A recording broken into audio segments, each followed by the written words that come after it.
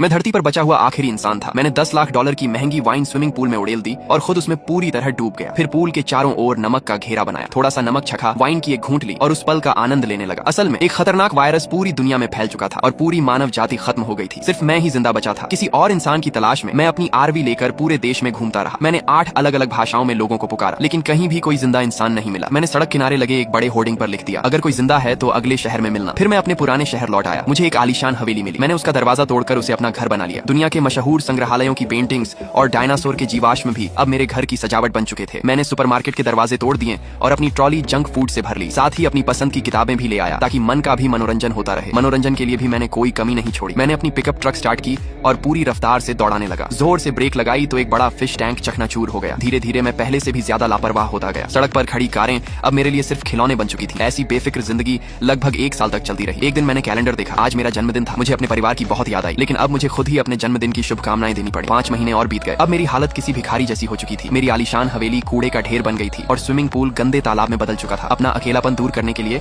मैंने गेंदों पर चेहरे बना दिए और हर दिन उनसे बातें करने लगा। लेकिन फिर भी मेरा अकेलापन खत्म नहीं हुआ। तब मेरी नजर एक दुकान में रखी महिला की पुतली मैनिकिन पर पड़ी। मैंने दुकान का दरवाजा तोड़ा, उस पुतली को उठाकर शोरूम की खिड़की के सामने रखा और उससे बातें करने लगा। लेकिन गलती से उसका एक हाथ टूट गया। मैं पूरी तरह टूट चुका था। अब जीने की कोई इच्छा नहीं बची थी। मैं कार में बैठा और अपनी जिंदगी खत्म करने के लिए निकल पड़ा। लेकिन आखिरी पल में मैंने जोर से ब्रेक लगा दी क्योंकि मुझे एक चिमनी से धुआं उठता दिखाई दिया। क्या सचमुच कोई और इंसान जिंदा था? मैं खुशी से भागता हुआ वहां पहुंचा। वाकई वहां इंसान के रहने के निशान थे और वहां एक महिला थी। उसे देखकर मैं इतना भावुक हो गया कि वहीं बेहोश होकर गिर पड़ा। जब मेरी आंख खुली तो मैंने अपने सामने एक बेहद खूबसूरत महिला को देखा। लेकिन जैसे ही मैंने दूसरी तरफ नजर घुमाई, मुझे एहसास हुआ कि यह सब सिर्फ मेरा सपना था। जब उस महिला ने मुझे अपने हाथ में उसकी ब्रा पकड़े देखा तो उसने मुझे अपराधी समझ लिया। उसने तुरंत पिस्तौल निकालकर मेरी तरफ तान दी। वह चिल्लाई, मेरी ब्रा नीचे रखो। मैं घबरा कर बोला, ठीक है अभी रख देता हूँ। वह फिर चिल्लाई, अभी नीचे रखो। मैंने पूरी कोशिश की उसे समझाने की। आखिरकार उसे यकीन हो गया कि मैं कोई अपराधी नहीं हूँ। गलतफहमी दूर होने के बाद हमने एक दूसरे का परिचय दिया। फिर मैं उसे उसकी जगह छोड़ने गया। लेकिन दुनिया खत्म होने के बाद भी उसने जेब्रा क्रॉसिंग पर गाड़ी रोकने की जिद नहीं छोड़ी। जब उसने मेरा घर देखा तो वहाँ फैली गंदगी देखकर खुद को सफाई करने से रोक नहीं पाई। मेरी पूरी दिनचर्या बदल गई। आखिरकार तंग आकर